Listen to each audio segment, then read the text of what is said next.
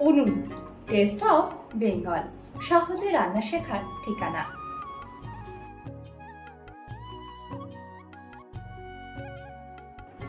আপনাদের সাথে আমি পায়েল। শুরু করছি আজকের রান্না।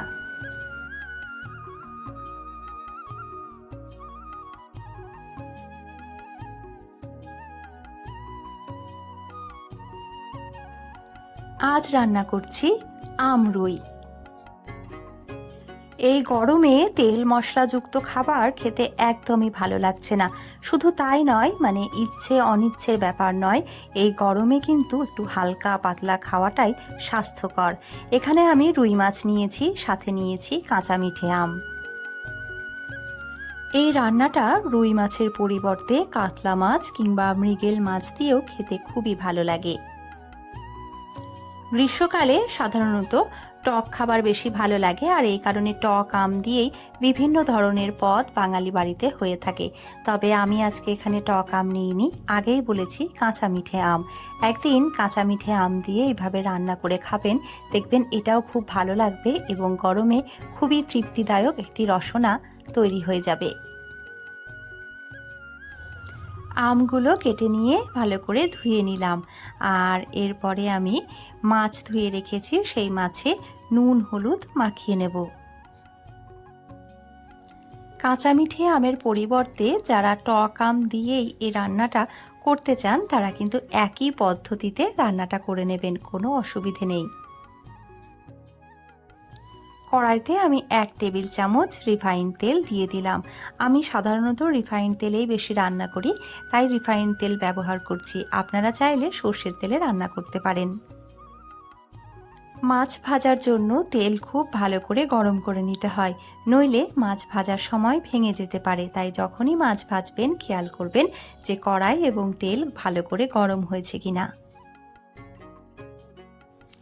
আর একটা ছোট্ট টিপস দিয়ে দিই, মাছ ভাজার সময় গ্যাসের আঁচ কম থেকে মাঝারি পর্যায়ে রাখবেন, কারণ বেশি আঁচে মাছ ভাজলে বাইরে থেকে মনে হবে যে ভাজা হয়ে গেছে, কিন্তু ভেতরটায় কাঁচা ভাব রয়ে যাবে। আর অনেকেই বলেন যে মাছ খেলে বা মাছ খেতে আষ্টে গন্ধ লাগে, এটা কিন্তু সেই কারণেই হয়।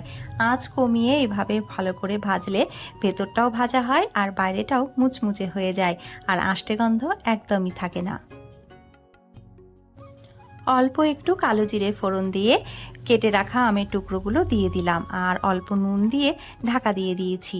ফোড়নে কালো জিরের পরিবর্তে কালো সর্ষেও ব্যবহার করা যেতে পারে। এইভাবে ঢাকা দিয়ে রান্না করলে রান্না তাড়াতাড়ি হয়ে যাবে, অর্থাৎ আমগুলো তাড়াতাড়ি সেদ্ধ হয়ে যাবে। আম আমি দেখে নিচ্ছি যে ভাজা হয়েছে কিনা। হ্যাঁ, প্রায় ভাজা হয়ে এসেছে, আর কিছুটা সেদ্ধও হয়ে এসেছে। এবারে আমি দিয়ে দিলাম সর্ষে বাটা। এখানে 1 চা চামচ কালো সর্ষে, গোটা কালো সর্ষে আমি বেটে নিয়েছিলাম, আর তার সাথে দিয়ে দিলাম পরিমাণ মতন হলুদ আর লবণ। এবারে সর্ষে 1 থেকে 1.5 মিনিট ভাজার পর দিয়ে দিলাম অল্প একটু জল আর চিড়ে রাখা কয়েকটা কাঁচা লঙ্কা। 1 থেকে 1.5 মিনিট আমি ঢাকা রাখলাম। তারপরে যখন মশলাটা বেশ ভাজা হয়ে আসলো, আমি দিয়ে দিলাম ঝোলের জন্য জল। বিভিন্ন ধরনের রান্নার সাথে সাথে আমি একটা বার্তাও আপনাদের কাছে পৌঁছে দিয়ে থাকি।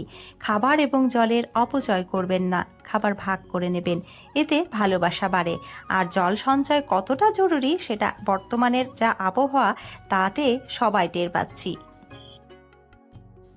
ঝোল ফুটে উঠলে আমি ভেজে রাখা মাছগুলো দিয়ে দিলাম, আর মাছগুলো দেওয়ার পর আমি 2 মিনিট ফুটিয়ে নেব, এর জন্য ঢাকাও দিয়ে দিলাম।